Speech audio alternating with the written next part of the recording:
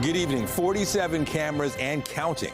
The rash of vandalism against the City of Toronto's speed cameras continues, with 3 more toppled over. The Premier has made no secret of the fact that he would like to see them removed properly and permanently. But tonight, Ontario's police chiefs say the cameras are a valuable tool. CTV's Janice Golding is following the story and joins us live with more tonight. Janice. Hi, Natalie. Yes, the war on speed cameras continues, with 3 more chopped down in our city overnight, including one here at Avenue in Castlefield. Once again, Torontonians woke up to this. Sawed-off metal posts where speed enforcement cameras once monitored the roads. You think they could design the poles a little better so they couldn't cut them down? I guess it's someone that keeps getting caught, so I sort of understand that. 2 of the cameras are on Avenue Road, the other on Mount Pleasant. This is in addition to the 16 that were cut down on September the 9th, and of course, the infamous Parkside Drive camera that was sawed off for the 7th time on September the 7th. The grand total, 20 cameras damaged in under 2 weeks. Well, I'm not a big fan of speed cameras, that's for sure. So you don't mind that they're doing this? Not really. But it's also illegal. I think that's nuts to go cutting them down. Mixed emotions from residents about the cameras, although the Premier is unequivocal. He's called the devices a tax grab and has said if municipalities don't do away with them, the province will. Still, traffic safety advocates say people roll the dice. The chance of being caught by a police officer is a lot lower than the guarantee of a ticket if you're breaking the law. The president of the Ontario Association of Chiefs of Police adding the cameras reduce speeding and free up police resources to focus on other public safety priorities. We see technologies, and I'm going to include both ASEs, the other radar recording signs that I mentioned, red light cameras and CCTV as technologies that have been proven to be effective tools. The City of Vaughan officially ended its automated speed enforcement program last Monday, both due to public outcry and the financial impact on residents.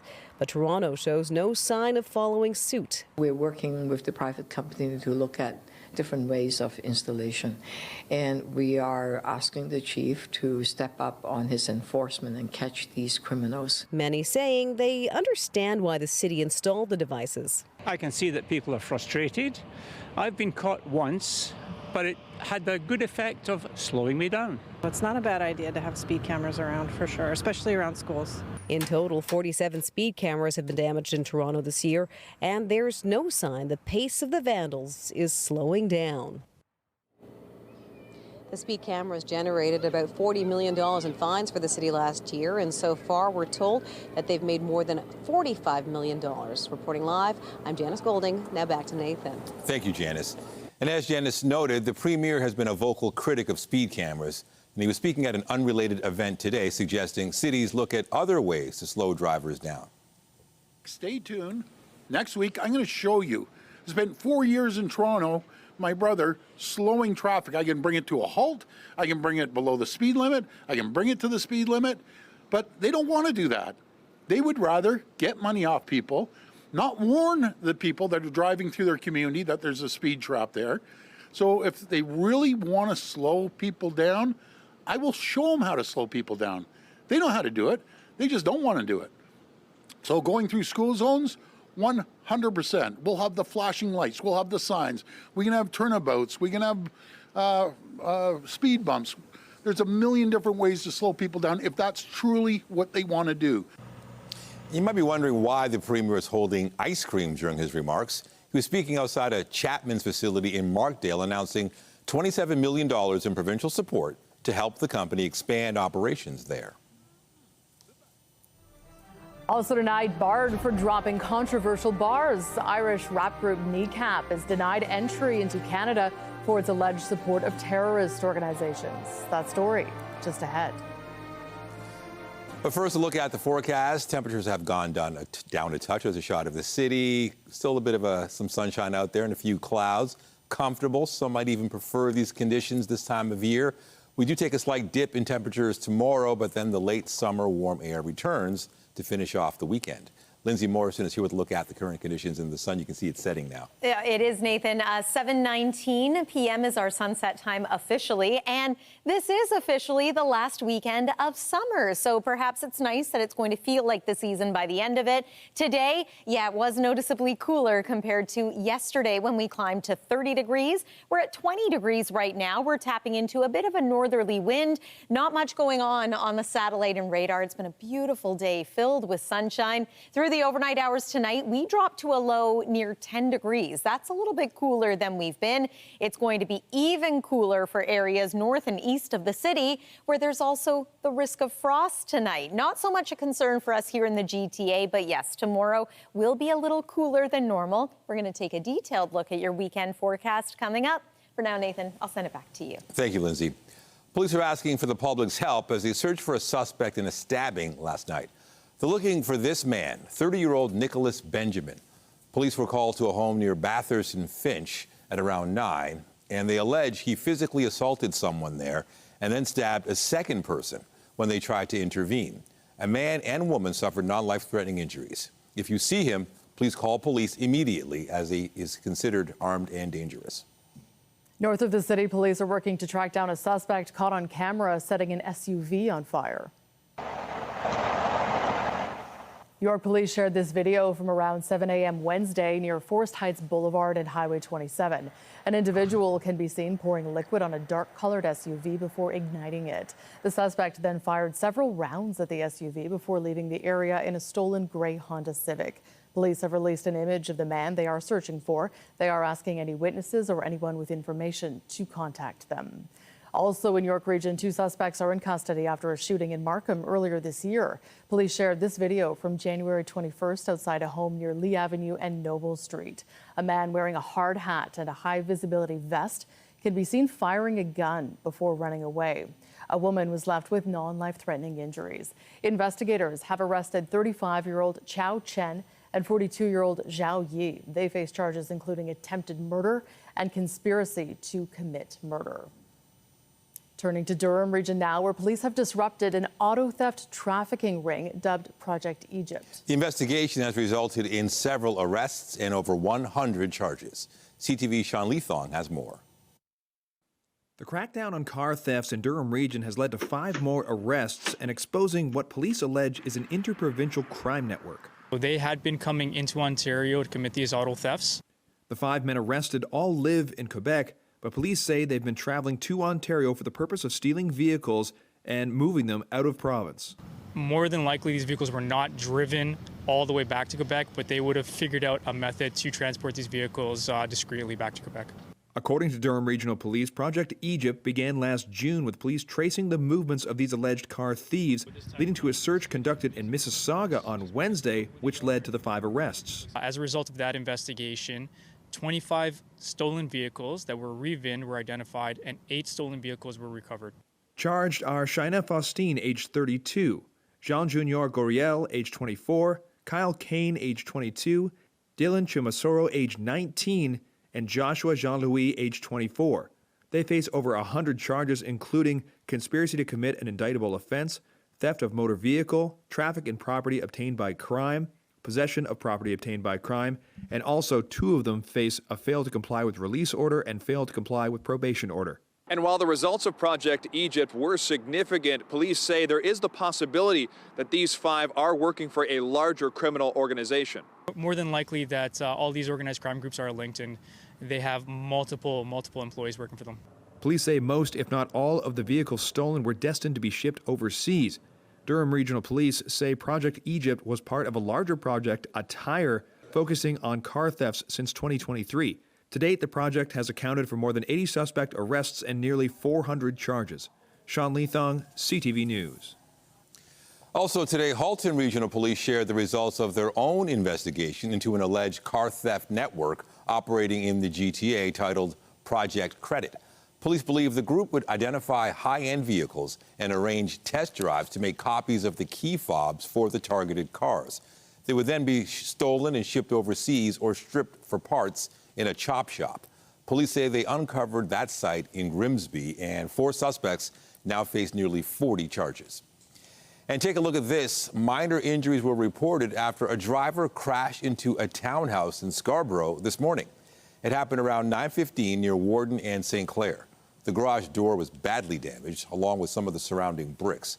Paramedics say the driver was taken to a local hospital, but the injuries were not serious. There's been no word on what led to the crash or any charges. Also tonight, striking college support workers stage a day of action amid questions about public money granted to private firms. Our John Woodward with the details just ahead. But first, residents of an encampment in a park near Dufferin and Bloor have issued a list of demands they want met in exchange for leaving the site. City crews and bylaw enforcement officers were on the scene at Dufferin Grove Park on Wednesday. 7 people camping there had been handed trespass notices last week, ordering them to leave by that date. The city says it hopes to refer residents to shelter spaces that meet their needs. Residents this morning say that is not enough to convince them to pack up. The demands are very reasonable. It is for permanent housing solutions, and included in that permanent housing that they be a minimum 800 square feet and accessible to them, that they have the right to refuse offers that are not accessible to them or don't work for them in some way, that they not include mandatory sort of regulations or mandatory supports, anything coercive or restrictive like that, and that they are done either through Toronto Community Housing or be RGI, rent geared to income. Thus far, the city has only offered shelters, which is a system that a lot of these residents have already been through. At this stage, the city hasn't outlined any plans to clear the park, but encampment supporters say they intend to turn out if that happens. Striking college workers held rallies in several locations across the province today, calling it a provincial day of action. As CTV's John Woodward reports, the workers are calling out more grants under a multi-billion-dollar provincial program. Good afternoon, everybody. Make sure they hear you. Striking workers rallied outside a Niagara College campus Friday. We're losing classes, courses, all because of the underfunding. Courses canceled, including 3 hospitality programs among hundreds across the province, as the loss of international students cuts into the college's bottom lines. Union power, solidarity. Also aggravating to these workers, watching money go to private companies' skills training through Ontario's $2.5 billion Skills Development Fund. It's confusing that our government would take money away from those programs and funnel them into private training that has almost no oversight. Nearby, Canadian Niagara Hotels received around $4.5 million in 2 grants, records show, for skills training and education. Records show the CEO of Canadian Niagara Hotels is listed as donating about $7,000 to the governing PCs. The company told CTV News they didn't use the same lobbyist that represented another company that received grants, Scale Hospitality. In that case, the company received at least $11 million to train 5,000 workers for its restaurant chain. Those restaurateurs donated around $10,000. The provincial government says the $2.5 billion program has hundreds of recipients, from other unions to colleges themselves. Reached earlier this week, the Premier defended the program. That's the best investment we've ever done in the province. We've trained up over 700,000 people with multiple skills and given them the tools, literally given them tools to have a career and have a trade that they'll have for the rest of their lives. Labour Minister David Piccini said those programs had earned the money. What I would say on this particular fund is they met all their metrics. In fact, they exceeded it. Those metrics not always available. The government has published a list of hundreds of recipients, but not necessarily how much each got. Striking workers say how the colleges spend taxpayer funds is crystal clear. John Woodward, CTV News. Irish rap group Kneecap has been denied entry into Canada after being accused of amplifying political violence. It comes as the group was set to perform in Toronto next month. CTV's Alison Hurst has more on why they were barred and how the group is responding. Free, free. The Irish rap group Kneecap, known for its politically charged performances, is barred from entering Canada. Political debate and free speech are vital to our democracy. But open endorsements of terrorist groups are not free speech. The group has 4 shows scheduled in Canada next month, 2 in Toronto and 2 in Vancouver. Kneecap has been accused of amplifying political violence and has faced outrage over seeming public support for terrorist organizations such as Hezbollah and Hamas. In February, the group shared this photo of a member reading a book written by a Hezbollah leader. This message is that hate will not be tolerated, not in our streets, not on our campuses, and not on stage. The band had to cancel its U.S. tour earlier this year after a member of the group was charged with a terrorist offense in the U.K. Those charges came after videos emerged appearing to show 27-year-old Mo Chara wearing a Hezbollah flag over his head. We've seen hate crimes go up by 50% across the country over the last few years. We have seen unspeakable demonization across our city in protests and in mobs, and we must do everything we can to keep our city safe. NECAP was swift to respond to the Canadian government, posting in part, "Your comments about us are wholly untrue and deeply malicious. No member of NECAP has been convicted of any crime in any country ever. We have today instructed our lawyers to initiate legal action against you." Fans are sharing their disappointment. To them, the band wrote in part, "It is our view that when the government realized there was no legal basis on which to stop us, they today, via Vince Gasparo, sought to maliciously misrepresent NECAP. We have played in Canada many times with zero issues. We are sorry we cannot be with you next month." I am outraged, honestly. Some people are not surprised. I am surprised because I never thought that I'd find myself living in Canada where the Canadian government would ban an Irish music group from entering the country just for speaking up against a genocide. Canada is not the first country to do this. Hungary also barred the group earlier this summer, saying the musicians' presence in the country would constitute a risk to national security. Alison Hurst, CTV News. The Liberal government has tabled its first legislation of the fall session of Parliament intended to protect communities against hate crimes by expanding federal laws. Crimes against religious groups in particular have been on the rise. CTV's Abigail Beeman has the details. The flames went up the door. Cantor Henry Topaz's Montreal synagogue has been firebombed twice since the Hamas terror attack of October 7th, 2023. He says the government's new hate crime bill is a step in the right direction. The idea of vulnerable infrastructure, notably houses of worship, are now more protected than they ever have been before. Tabling of documents. Bill C-2 has 4 new hate-related criminal offenses, including making it a crime to promote hate against an identifiable group through symbols, including a swastika and those from designated terror groups, making hate-motivated crime a specific offense, and making it a crime to obstruct or intimidate people trying to access places of worship and other places like schools used by an identifiable group. The prevalence of hate crimes in this country that steal those freedoms are something that should shock the conscience of every Canadian. Statistics Canada shows police-reported hate crimes targeting religion have been on the rise, largely due to attacks on Jews and Muslims. In 2024, there were 229 Islamophobic attacks and 920 anti-Semitic. The application of it is going to be really important to make sure that the right balance is struck between, making sure that Canadians still have, the basic ability to express themselves, and we're maintaining civil liberties.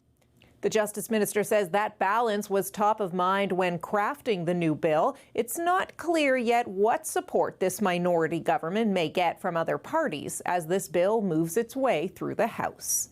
Abigail Beeman, CTV News, Ottawa. Canada and Mexico have agreed to a strategic partnership vowing deeper ties in the face of Donald Trump's trade war on both countries. The U.S. is expected to make major demands during renegotiations of the trilateral trade agreement known as CUSMA. CTV's Judy Trin reports. Look at that, pride of Canada right there. Prairie wheat being offloaded from a Canadian train in Mexico. A choreographed moment to emphasize how improving rail lines, ports, and pipelines can lead to economic growth in both countries. The Prime Minister's strategic partnership with President Claudia Sheinbaum aims to boost trade with Mexico. The results will be tracked. Every 3 months, there will be an accountability mechanism for us to reconvene with Mexico, and in particular, the ministers responsible for the various items in the action plan. The plan also calls for more cooperation in fighting drug cartels and human trafficking. But analysts say this meeting was more about concerns that the Canada-US-Mexico trade agreement is unraveling. It really is about making sure that we're singing from the same songbook, and that Mexico and Canada are not going to get played off of one another. This after some troubled trade history.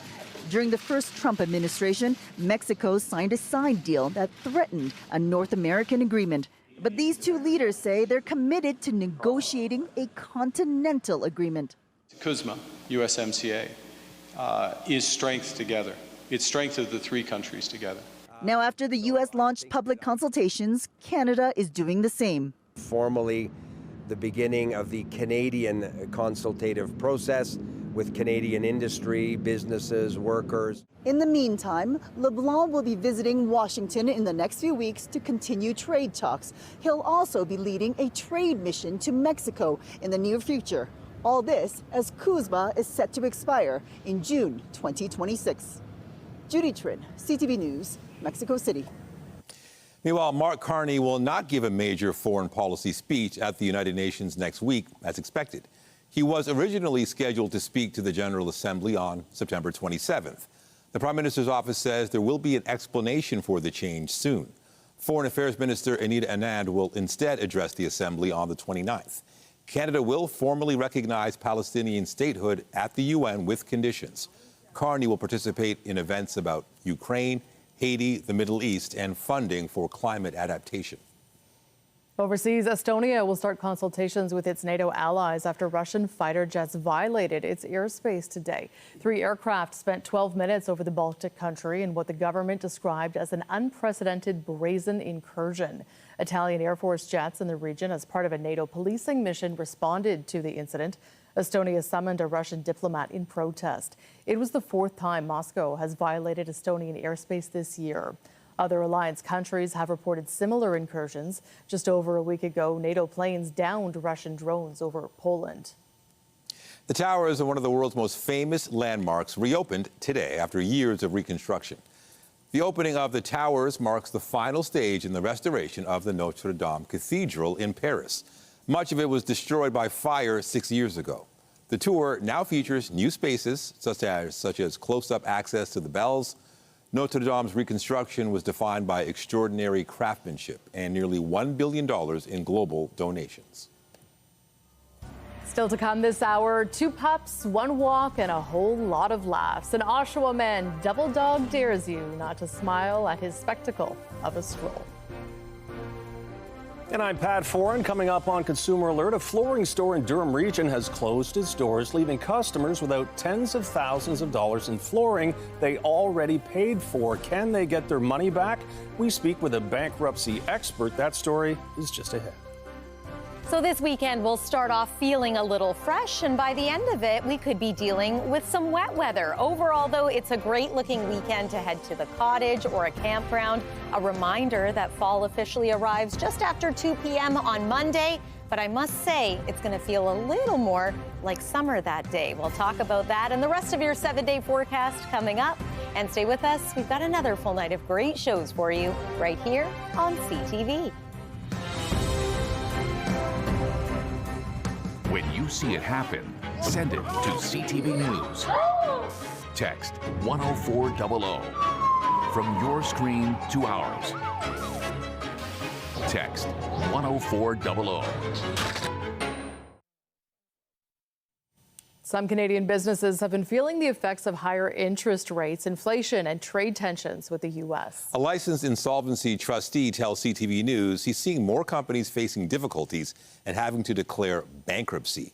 Here's Pat Foran and Consumer Alert. Pat. Thanks, Nathan and Natalie. Viewers contacted us after a large flooring store in Durham Region abruptly closed its doors. Customers were expecting flooring deliveries in the coming weeks, but now the doors are locked and no one is there. Shauna Davinovich was hoping to soon have flooring installed in her entire home. Her family paid Decorama Flooring of Bowmanville in advance over $7,000. When she called to ask about her delivery, she got a major surprise. I actually called at 11 p.m. that night and a bailiff answered. He said, we're terminating this place. So we came the next day. The note on the door says the locks have been changed. He hasn't paid his rent. Bailiff has closed their doors. Heather Rudd also gave the store $8,500 for flooring. She was expecting to have it installed next week. Samples were brought out to the house. I decided what I wanted. I thought everything would just flow smoothly. not so much. Rudd and Davinovich are just two customers of many who gave Decorama Flooring advance payments. It's not clear why the long-term business closed its doors, but customers say they were given no advance notice there was a problem. And now when you phone Decorama Flooring, it says the number is not in service. There are definitely more business bankruptcies now than there were a year or two or three ago. Doug Hoyes, a licensed insolvency trustee, says many businesses are feeling financial pressures. He says while customers may be hopeful to get their money back when a company goes under, he says they're considered unsecured creditors and least likely to get refunds. In a bankruptcy, there's an order of priorities. Government gets their money first. Banks get their money second because they're a secured creditor. If you put a deposit down, you're probably at the end of the line. You're the last to get paid money if there's any left over. As well as paying thousands of dollars and getting nothing in return, Rudd and Davinovich will now have to buy flooring again from someone else. And now we have to buy new flooring. Our whole main floor needs flooring now and pay for it again. And it's best to avoid paying in advance for anything, but when it comes to flooring, you usually have to pay up front. If you can, try to keep your down payment as low as possible and pay the balance on delivery. On your side, I'm Pat Foran. If you have a consumer story idea, email us at alert@ctv.ca. All right, we know summer's winding down, but it's been a great week weather-wise, no complaints, and today was even more comfortable. Yeah, Lindsay was down at Chudley's, the apple orchard, and I always think, apple picking, you go down in your flannel and your boots, but today was the day for shorts. Yeah, we actually, those of us who were there, showed up with a light jacket on. There was a bit of cloud cover. Suddenly the sky cleared, the sun was out, and everyone was sweating and needed some sunscreen. So yeah, it was just that kind of day. It was quite lovely, I think, in my opinion. Anyway, temperatures in the low 20s, not too hot, not too cold. Goldilocks weather, just right. Here's what that looked like at Chudley's today. Apple picking season is underway, and the Honeycrisp specifically at Chudley's is now available for picking starting this weekend. But the harvest season goes on for many weeks, so if you can't get out this weekend, lots of opportunity to enjoy. We caught up with Scott Chudley, one of the Chudley brothers, who told us what we can look forward to when visiting farms like this and just what kind of weather is just right for the apples. It's the fall, so this is our time. This is when everybody comes out. So it's apple picking, and Honeycrisp starts today, and we'll go for a couple weeks yet. So right through after Thanksgiving, but lots of apples to pick as well. There's the little mini cur that are really super popular, just a tiny little apple. But right now, we love cold nights and hot days. That sets up an acid-sugar balance in the apple that makes them taste so yummy, and then the skin gets nice and red. So we've had no shortage of hot days as of late. Let's see about these cooler nights. They're coming as well. Right now it is 19 degrees in the city of Toronto. We climbed into the low 20s. It's 23 degrees this hour in Windsor. If you're joining us from Muskoka, 18 degrees where you are, and 17 right now in Ottawa.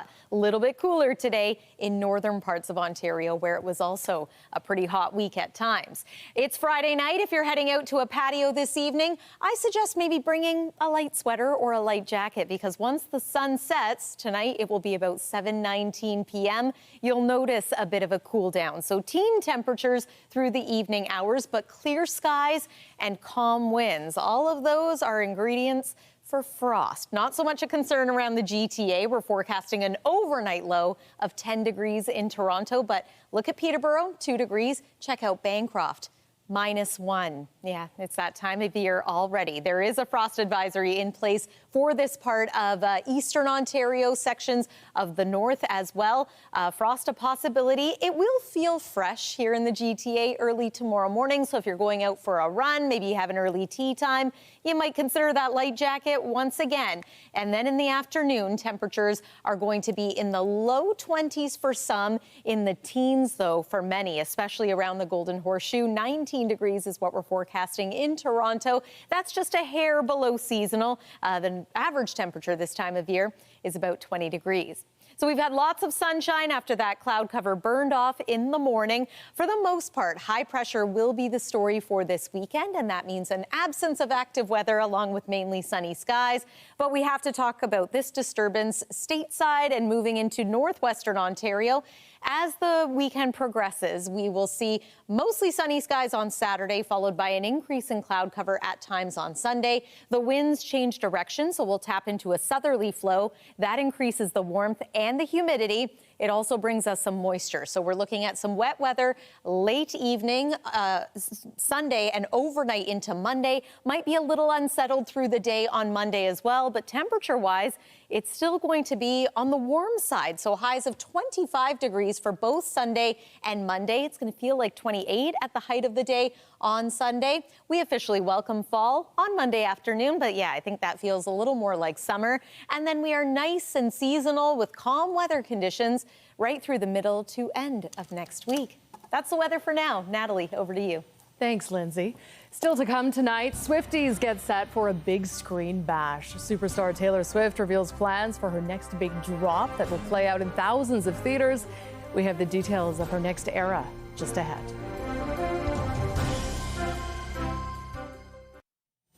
A measles outbreak's been declared just north of Toronto. The carrier, a young child who returned home from a trip abroad. CTV's Adrian Gobriel with why public health officials say the latest cluster of cases is no reason to panic as long as you're up to date on your vaccines. A foreign strain of the measles is confirmed to have landed on Canadian soil and is to blame for an outbreak of 5 known cases in children in Vaughan, Ontario. We do know there's been community transmission, and all the 5 cases we're talking about are linked. So we know that just from the lab analysis that they're all actually the same subtype of virus. The emergency room at the Cortellucci Vaughan Hospital is one of 2 locations where there may have been an exposure, though health officials note that if you're vaccinated, there's little to be concerned about. This vaccine, especially in children and adolescents, does a remarkable job in preventing infection, and there's overwhelming data supporting that. As of September 6th, there's been more than 4,900 cases of measles reported across the country, with the largest clusters found in Alberta and Ontario, where more than 2,300 cases have been confirmed. The largest measles outbreak found here in southwestern Ontario, where the highly contagious disease spread at an alarming rate through some of the region's Mennonite communities, where vaccination rates are below the national average. When you do have a pocket of non-immune individuals and you introduce the virus into that pocket, it's going to take off like wildfire. Infectious disease specialists are hopeful that the worst of Canada's 2025 outbreaks are behind us. The recent Canadian cases come as a newly appointed federal advisory panel stateside installed by U.S. Secretary of Health Robert F. Kennedy Jr. passed a vote this week recommending that children under 4 no longer receive an all-in-one vaccine for measles, mumps, rubella, and chickenpox. North of the border, some doctors are worried that decision could lead to more vaccine hesitancy. I'm not looking to the United States for guidance on the appropriate path forward. And I don't think much of the world is either. Here in the Greater Toronto Area, if you visited a location where there may have been a potential exposure, you're being asked to call your local public health unit immediately. Adrian Gobriel, CTV News, Vaughan, Ontario. Toronto police have issued a public safety alert over suspected opioid overdoses in the Oakwood Village area. They say they responded to 2 separate fatal incidents near Eglinton and Dufferin on Monday and Tuesday. Police say they are concerned there could be more people who have been sold or given those same drugs, and they are advising anyone suffering serious illness after consuming a narcotic to seek treatment immediately. Next to an autoimmune condition that can have devastating effects on a patient's life. But 2 new drugs are promising to cause fewer side effects while being easier to administer. We have details from our health reporter, Pauline Chan. I thought I was having a stroke. I thought maybe I had Bell's palsy. I had blurry vision. My right side of my face was kind of, saggy. Before he was diagnosed with myasthenia gravis in 2021, Manly Lavender was in a wheelchair.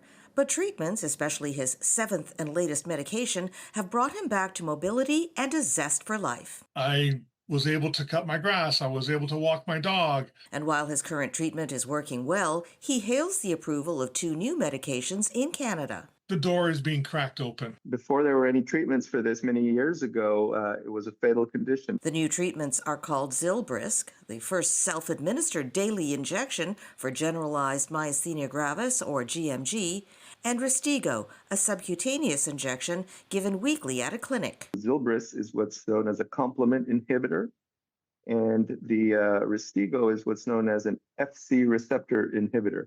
And these two new classes of drugs are new mechanisms. Dr. Hans Katzberg says they are an improvement because they have fewer side effects and are much easier to take than the current hour-long infusions.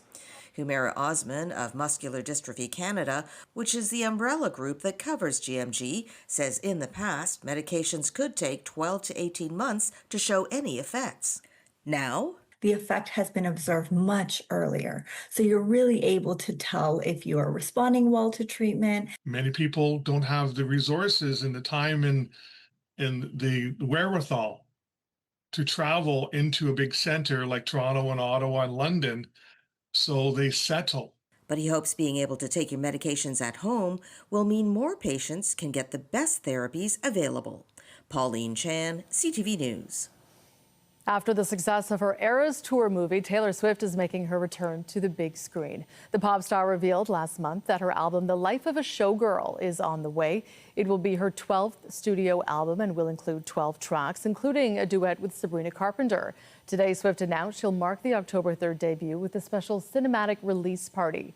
Audiences will get to see the world premiere of the album's lead single and behind-the-scenes footage of how The Life of a Showgirl came together. Swift says dancing at those screenings is optional, but, quote, very much encouraged. After the break, answering the annual call, Apple's iPhone 17 is now out with a slew of new bells and whistles. We check out the futuristic phone and the frenzy coming up.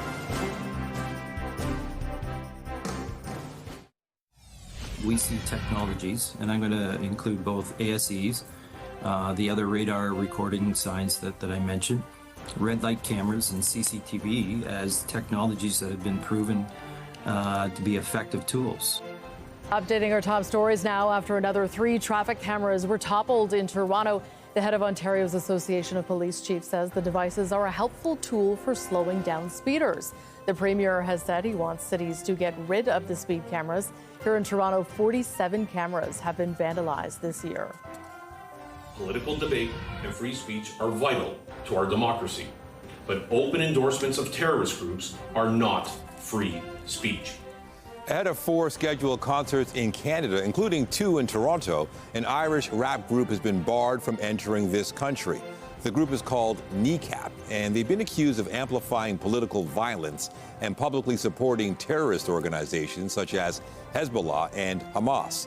The band says comments made by Canadian officials are untrue and malicious and say they will take legal action. We do know there's been community transmission, and all the 5 cases we're talking about are linked. So we know that just from the lab analysis that they're all actually the same subtype of virus. And 5 known cases of measles in Vaughan have been linked to a strain of the virus previously unseen in Canada. The emergency room at the Cortellucci Vaughan Hospital is one of 2 locations officials are warning of possible exposures. Officials say there is little risk to those who have been vaccinated against the virus. Remember to keep up to date day and night at ctvnewstoronto.ca and by downloading the CTV News app. And if you have a news tip, photos, or video of breaking news, let us know. Retail sales were down in July in 5 Canadian provinces. BNN Bloomberg's Marella Fernandez has more on that and other business headlines. Overall, retail sales dropped in July, coming in just under $70 billion. Sales were down just under 1% overall, but 8 of 9 subsectors dropped. Consumers scaled back on buying clothing and accessories, sales dropping about 3% there. Sales at grocery stores dropped 2.5%. Here's a look at how the trading day ended. The Canadian dollar's up to 72.53. West Texas Intermediate is down to 62.70. Western Canadian Select is unchanged today at 51.55. And the TSX shot up more than 300 points today for another record close at 29,768.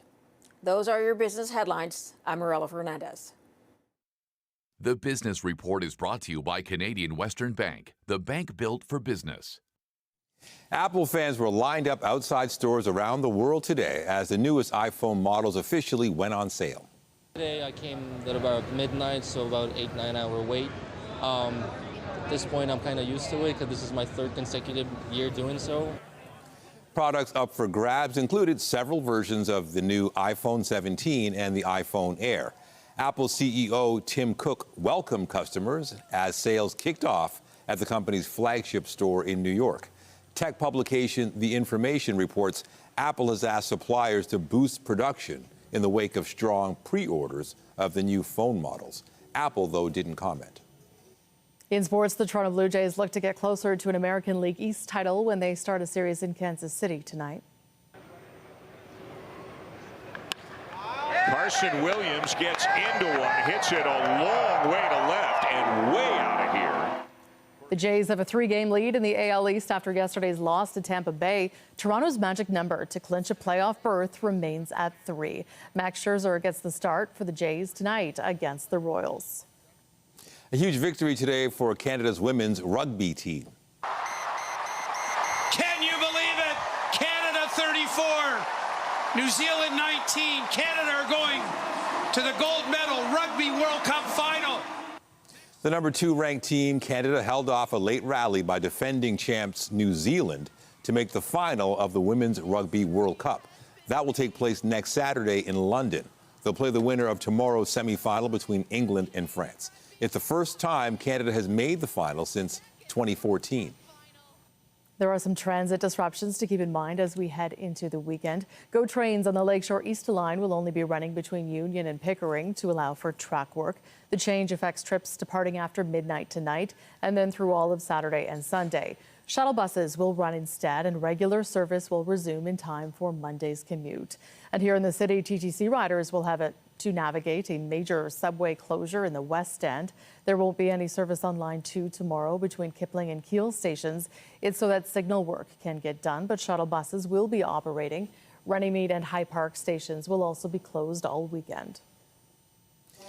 Still to come tonight, serving up stars to the finest of the food scene. We'll reveal which local hotspot are now considered among the best in the world.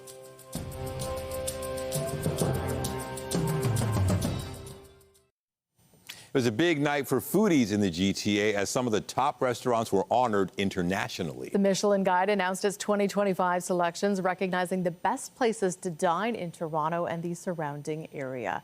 Restaurant Pearl Morissette, which is located in the Niagara region, has been promoted to 2 stars, while Akin received its first Michelin star. Akin offers a 10-course modern Asian tasting menu, and its chef is MasterChef Canada winner Eric Chong. Honestly, this is like, it's surreal because for the longest time since I became a professional chef, I told my wife on our first date, I want to become a Michelin-starred chef. And today is finally the day where I can prove her that I'm worthy of her. Overall, the updated guide features 106 restaurants and 31 cuisine types. Sunday's restaurant in Uxbridge joins the Michelin ranks with a green star for their efforts in what they call sustainable gastronomy. Finally tonight, they say people often look like their pets, but a Durham man and his dog are taking that to the next level. The pair are turning heads on their daily walks thanks to a rather unique outfit worn not by the dog, but by its owner. CTV's John Vinavalli Rao reports. Do you want to go for a walk? That's the question Rich Lutchford loves to ask his best friend Maya, a tiny dachshund whose daily walks involve more than the usual gear. Go on then, let's go. Because Lutchford, hoping to fetch some smiles, aiming to turn heads with an inflatable suit that has nothing to do with Halloween. Just thought it would be funny. Lutchford, who works as a roofer, simply started regularly walking Maya in public dressed like this. A wiener dog walking a wiener dog. People kind of look at me like, what is this? Other people are smiling, and I point at them and say, that's what it's all about. That smile. Have a great day. Yes! Have a great day! Lutchford hoping to add some levity to a world that could use it right now. Yeah! And this, the kind of response he gets everywhere he goes. I've had literally people scream, stop, say, oh my gosh, and then drive off. And of course, everyone wants a picture. What do you love about it? Everything. That he's walking in public like that. I love it. I think it's great. Lutchford also posting videos of himself doing things like going to the dog park and wandering through a grocery store. All sorts of local groups are now asking him to make appearances. The mayor of neighboring Whitby noticed and awarded him a certificate, acknowledging the joy he was bringing to others. I thought it was pretty cool. So what does Maya think of it all? Lutchford says she gets excited when he puts on the suit. I think she likes me more as a dog than as a human. And Lutchford, he plans to keep on warming as many hearts as he can, leaving his mark one smile at a time. John Benavelli-Rouse, CTV News, Oshawa, Ontario. All right, it's like who's walking who? Yes. I can't believe what I'm seeing here. We've talked about the dog days of summer. We've talked about the fetching weather, unleashing the sunshine. Oh, my goodness. Okay, take it away, Natalie. No, I'm just kidding. That was a fun way to finish off a Friday newscast. And let's finish off our weather forecast by talking about the possibility of frost, not here in the GTA, but outside of here. Yeah, if you're taking the dog for a walk very early tomorrow morning, you might need a coat, depending on the size of the dog. It's looking like a lovely weekend overall, though. 19 degrees tomorrow, a breezy easterly wind, so that will make it feel cool, but lots of sunshine. Get outside and enjoy. A little more hot, a little more humid into Sunday and Monday. Next week is looking pretty nice weather-wise, too. Natalie and Nathan. Sounds good to me. Thank you, Lindsay. Be sure to join Omar Sachedina tonight at 11 for CTV National News, followed by Zoraida Allman with our next local newscast at 11:30. Meantime, our coverage continues anytime on CP24 and at ctvnewstoronto.ca. For Lindsay Morrison and all of us here at CTV News, thank you for watching. Have a good night.